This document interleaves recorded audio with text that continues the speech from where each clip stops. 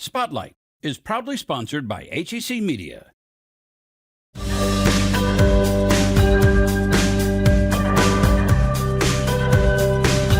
Today on Spotlight, why students at WashU are brewing beer before graduation for one of their class lessons.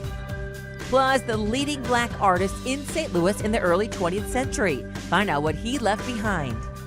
And then meet a St. Louisan who helped save the healthcare system during World War II.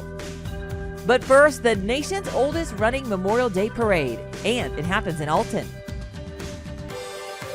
It's Sunday and you're watching the multiple Emmy Award winning Spotlight.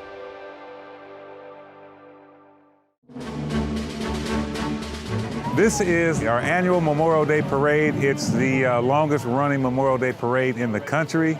We're so proud to be able to put this on every year for our citizens and for our residents as we honor those who continue to serve and honoring those who have served. Everyone understands and appreciates what our armed services do for our country, not just in the past, but even now. So the community really comes out, and it's a day of unity. We have the Alton Jaeger Guard, which is a Civil War reenactment group. We have the Shriners on their motorcycle group. We have 2 of them this year. We get a service member in as a marshal every year. We have Mr. Jack Keller, who is the Korean War era service member that is our marshal. You'll also see a lot of Boy Scouts, Girl Scouts, group organizations in the parade, and community organizations in the parade.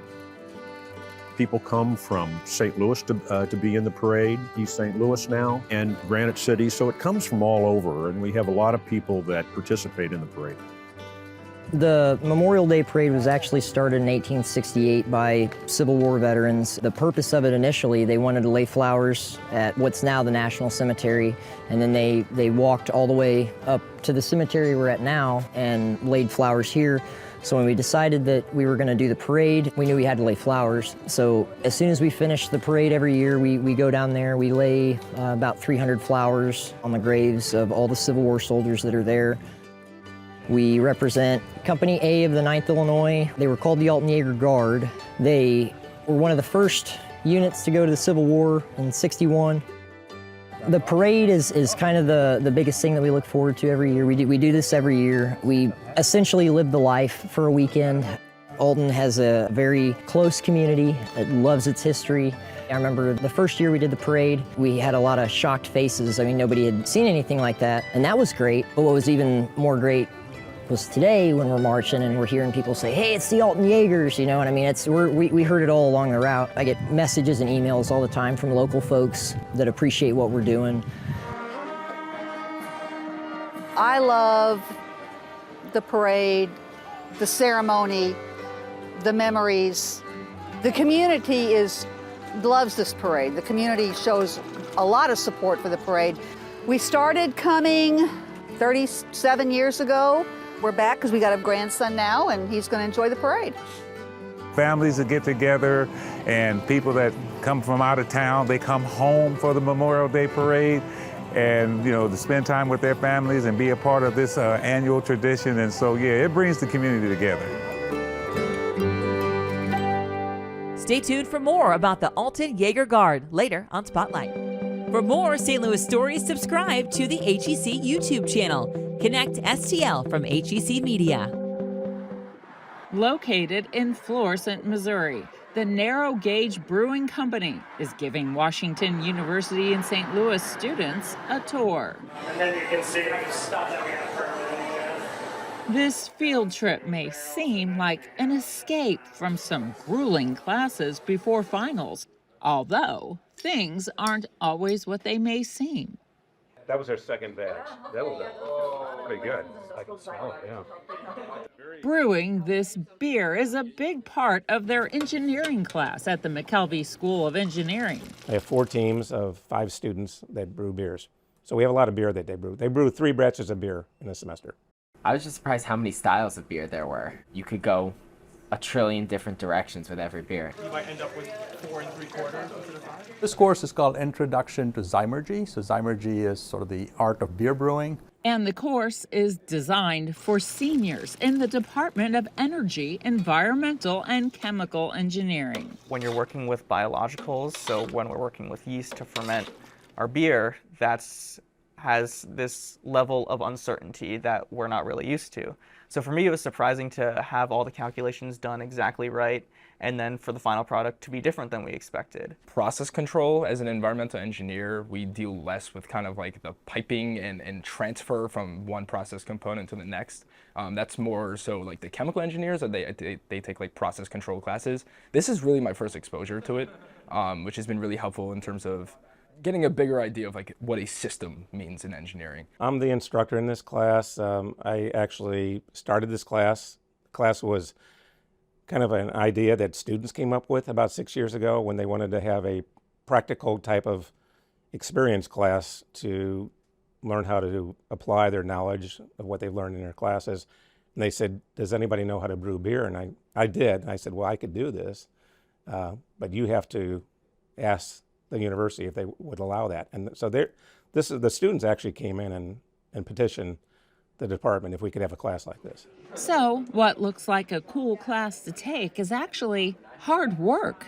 The fundamentals behind brewing beer, many of which are chemical engineering and environmental engineering processes. Chemical engineering, we do things like extraction, concepts like heat transfer, and environmental engineering concepts. For one, I can say wastewater treatment. When you brew, you generate a lot of wastewater. So you got to make sure that's treated, reused, recycled as much as possible, and then, treated properly before release. Even the tours are a learning experience. Actually, what you're going to find out when you go to Anheuser-Busch, their wastewater plant is just a large bioreactor. That's all it is. That's their wastewater plant. In fact, their wastewater plant, you're going to love this, it's called BEERS, B-E-R-S, Bioenergy Recovery System. BEERS, what a great name for a wastewater plant at a brewery. St. Louis is a beer city because of Anheuser-Busch, and when the craft beer scene took off, it's a good place to locate craft breweries. One of them is Narrow Gauge. I happen to know the owner there. He's an engineer. Our students end up doing a lot of things after they graduate, and one option for them is, of course, entrepreneurship, and we just want them to get an idea. Being entrepreneurial, starting their own venture. The students are taking that entrepreneurial spirit to heart, developing some fun marketing and bottle labeling skills. So right now we're just trying to figure out what makes sense in terms of pictures. So we have the idea for a nice forest backdrop with the name of our beer, which is going to be Misty IPA.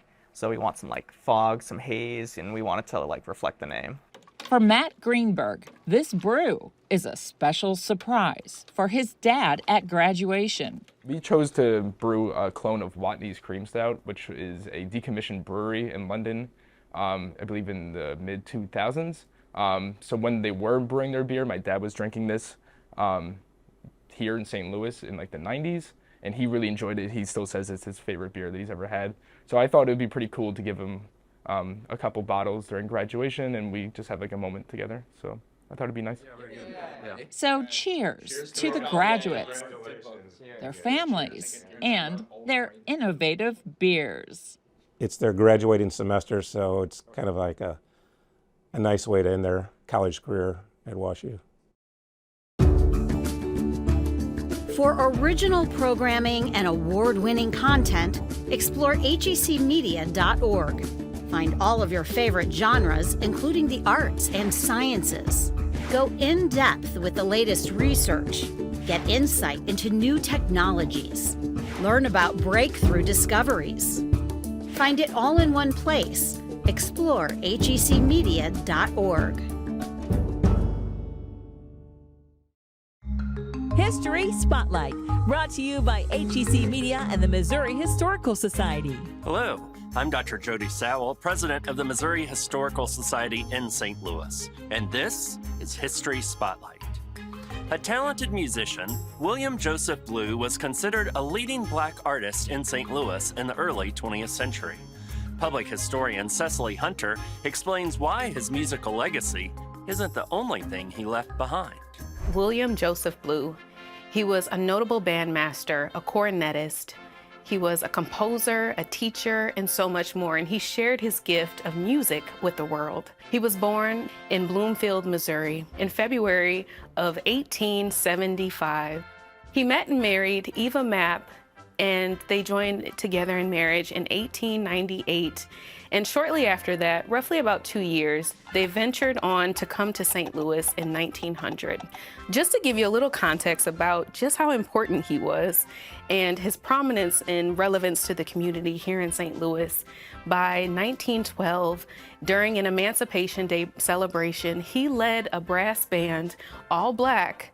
It was estimated in the newspapers to be about 20,000 people who attended the Hanlon Park celebration. So by 1918, he enlists in the U.S. Army. He would be sent to New Jersey's Camp Dix. While at Camp Dix, he would go on to be appointed as the assistant band leader.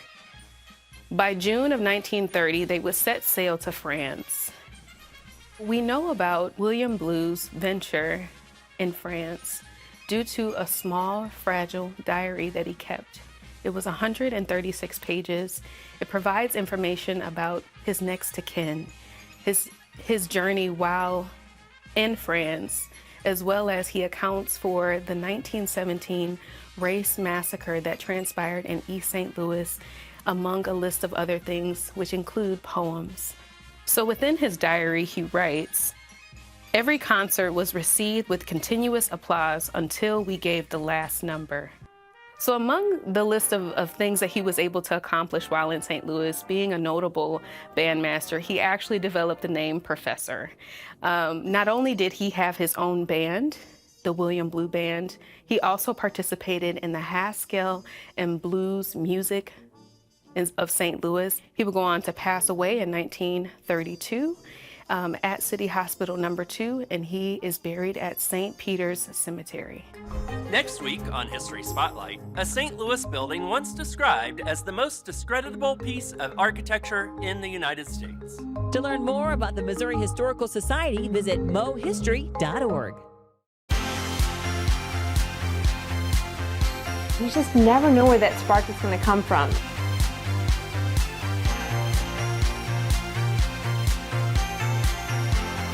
We're putting a human touch to everything through the vehicle of art. We give them the ability to hope.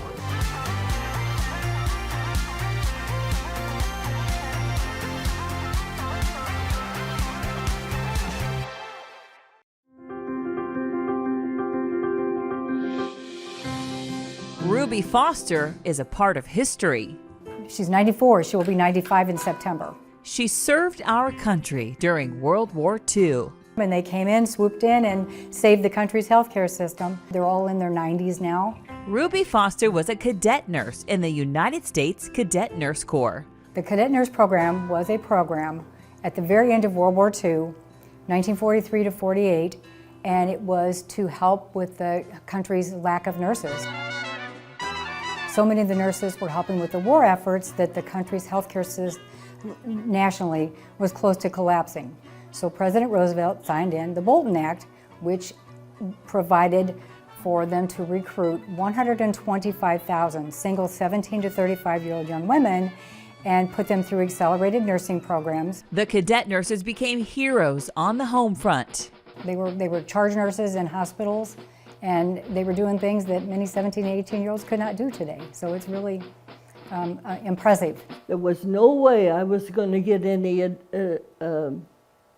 advanced education outside of high school. My dad did not have that kind of money. And when I saw this poster, join the Cadet Nurse Corps, I said, hey, that's for me. Yes, and I did. I was in the last class. Ruby joined when she was just 16 years old. Government paid us $10 a month the first year, $15 the second year, and I'm thinking $30 third year, 3 years. This was a 3-year program. They are the only uniformed Corps members from World War II not recognized as veterans. When they signed up for the duration of the war, having no idea how long their service would be to the country. It's kind of sad, and I just wish we could figure out a way to make that happen. Do you consider yourself a veteran? No, we're not, but we should be. And a couple of times it's made it through the House or the Senate and it gets buried in another bill, and it just never has happened. But she was honored like a veteran thanks to the Greater St. Louis Honor Flight. It wasn't very long before I got a call from the gentleman, and he said they had looked up the cadet nurse. They weren't familiar with it either, and they'd done the research, and that they would be happy to take Ruby, and she would be their first cadet nurse to get to go. Oh, it was good. It was nice. I really enjoyed seeing those monuments, and oh, it's wonderful. She was also honored at a St. Louis Blues game. They put her story on the Jumbotron, and then she had a standing ovation. The entire St. Louis Blues Stadium was full. It was a sold-out crowd, and a standing ovation. She stood up and do the little wave, and she had it down pat, and she was just thrilled. Thrilling is a word Ruby would also use to describe her friendship with Vicki. Best friend I ever had.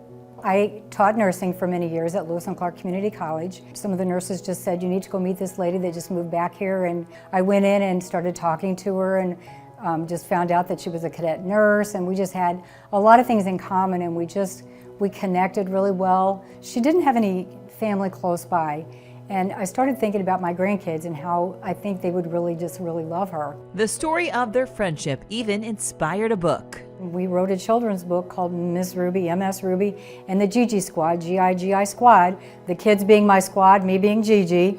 And friendship comes in all ages, and the book is to hopefully encourage more children to want to friend older adults who maybe could use some kids in their life and bring them some sunshine. Ruby is considered a bonus grandma to Vicki's grandkids. Vicki also brings her nursing students in to meet Ruby. And there's one piece of advice she imparts on all of the future nurses she meets.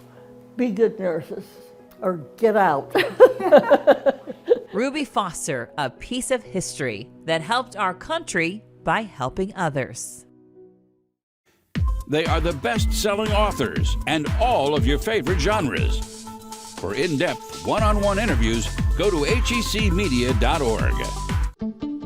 HEC Films. Explore, inspire, educate, and entertain. HEC Films, just one of the many facets of award-winning content you'll find at hecmedia.org. Every year, Americans celebrate Veterans Day. But did you know since 1944, St. Louis has set aside one day to honor one soldier in particular? December 12th is Wendell Oliver Pruitt Day. The name may sound familiar, but who was the man behind it, and why was he so celebrated for decades? Pruitt was part of the first black flying unit known as the Tuskegee Airmen. They were a distinguished group who enlisted in the Army Air Corps Cadet Flying Program in 1941 and trained in Tuskegee, Alabama. Well, he's from St. Louis. He came from the Ville. That's where he was brought up, and he came from a family of 10. Wendell was the youngest of Elijah and Melanie Pruitt's large brood. Born in 1920, he attended Sumner High School and briefly studied at what is now Harris Stowe State University. He transferred to Lincoln University in Jefferson City, known in the 1940s as the Black Harvard of the Midwest, and where military traditions run deep.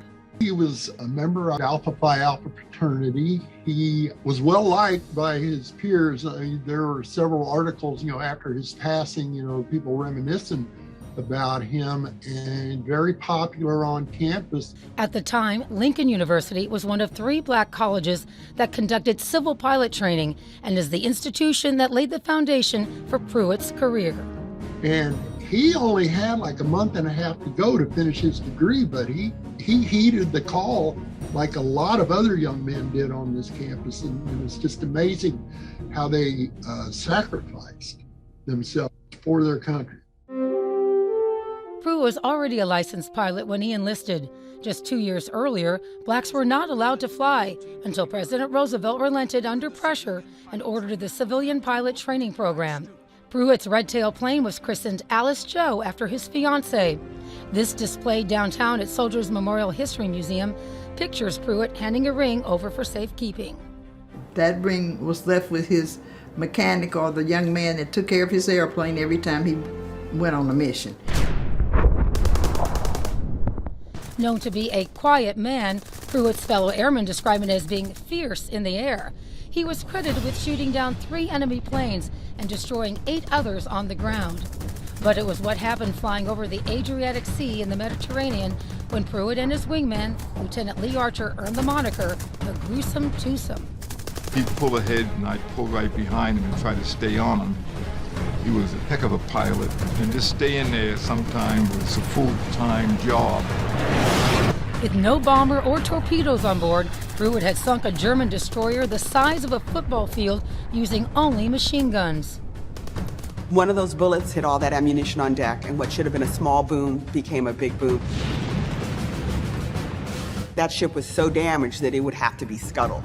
And he is the only one in history, since, before, and after, that has got credit for sinking a German ship with a .50 caliber bullet. That was in 1944, and in December, St. Louis welcomed home their decorated hero. Posters were put up all over the city. A parade was planned, but cold weather forced the celebration inside City Hall. His niece, Judith Pruitt, proudly recalls this picture of her mother Vesta and grandmother Melanie attending the ceremony with then-Mayor Aloysius Kaufman. Some of the people that knew him that said when he visited the schools and everything, he was so kind and quiet, but never into self at all. To me, the most important thing. I liked his humbleness. Captain Pruitt told his family he was anxious to return to action, flying over Europe, but his transfer was delayed due to the death of President Roosevelt. Instead, he was sent back to Tuskegee to instruct new fighter pilots. The last time he came back, he told my mother, he said, these airplanes are really bad news, because they gave them the worst airplanes, just kind of junk, but they flew them. And he said when he goes up in the air, it feels like he's flying in a casket. Those were prophetic words. In April 1945, Captain Pruitt took a student up in a trainer plane. It crashed and both were killed. Pruitt was only 24 years old. Judith doesn't have many mementos of her famous uncle and cherishes a letter a neighborhood friend sent to his mother back in 1945. I was, of course, sorry to hear of Wendell's death, and it's indeed too bad that his Army career had to end up like that. I suppose, though, that's a pilot sticking to that kind of business for such a long period. But St. Louis would not forget their hero. In the 1950s, his name, along with local Congressman William Igoe, was lent to the ill-fated federal housing project called Pruitt-Igoe. In 1984, the Pruitt Military Academy was established, but is now known as the Pruitt Charter School. And in 2007, President George Bush awarded all Tuskegee Airmen the Congressional Gold Medal, which Judith proudly keeps. And to further her uncle's legacy, Judith and her mother helped raise money for a mural by local artist Solomon Thurman, which celebrates the history of Black Americans in flight. Anyone passing through Terminal 1 at Lambert Airport can spot Captain Pruitt, his wingman, and the Red Tail fighter plane. Captain Wendell Oliver Pruitt is buried at St. Peter's Cemetery in Normandy, Missouri. HEC Media. Recognized, celebrated, honored time and again for excellence in the industry. Mid-America Emmys, Tellys, NATOAs, Auroras, and other awards. HEC Media has been bringing home the hardware for over a decade. Hundreds of nominations and wins, from regional to international levels. Arts and education to author talks, magazine shows and documentaries, individual craft achievements to overall excellence, plus so much more. And although doing good work is its own reward, recognition, well, it's nice too. See what all the fuss is about. Find all of the award-winning content at hecmedia.org.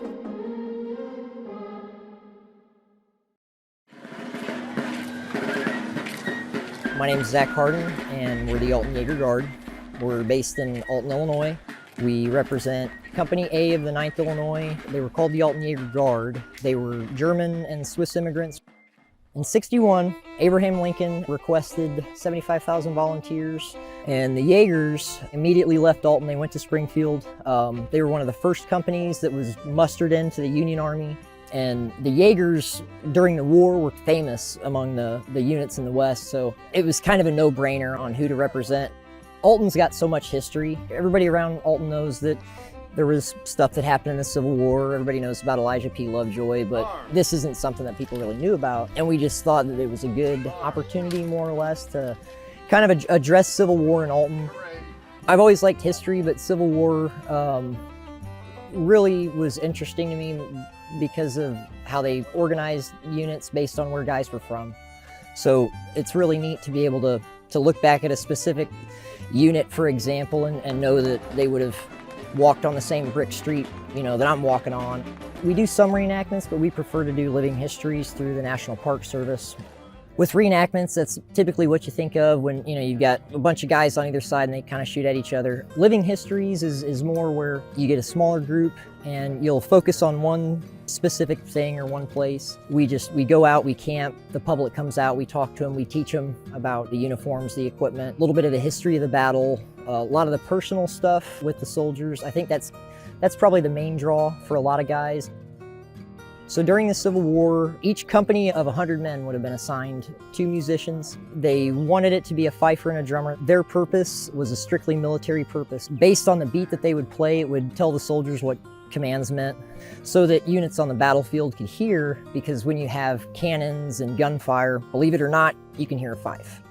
So you would hear the fifers would play an order, and then the troops would move based on that order. And then typically on the march, they would put all of the musicians together to make a makeshift band, and they called it field music, and then they would play songs while on the march. Some reenactors they'll go to an event, they'll have just their battle reenactment and other things. They don't usually do too much for like the actual camp life of what soldiers is. The good thing about the Jaegers and a lot of the campaigners is they actually utilize us as field musicians to be their alarm clock. They have us play reveille in the morning to get them up. We play tattoo at the end of the day to put them to bed. We play lunch, practice and dinner call, and we'll play assembly and other things like that. But a lot of people don't get to see in modern reenactments is how soldiers' lives were controlled by the field music. We are their alarm clock, and we tell them when to do everything with music. I think honestly that's probably the biggest thing for most of the guys is just trying to kind of keep this alive, keep their memory alive. It's Memorial Day. Marching in a parade and talking about guys that went through stuff we can't imagine. It seems kind of like the least we can do.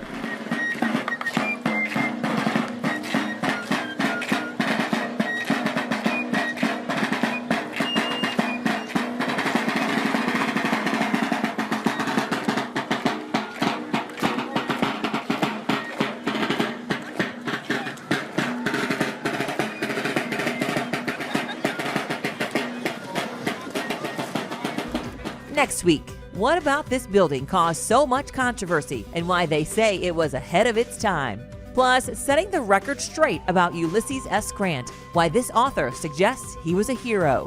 Thanks for watching Spotlight. Join us next Sunday at 9:30 a.m. on KPLR 11.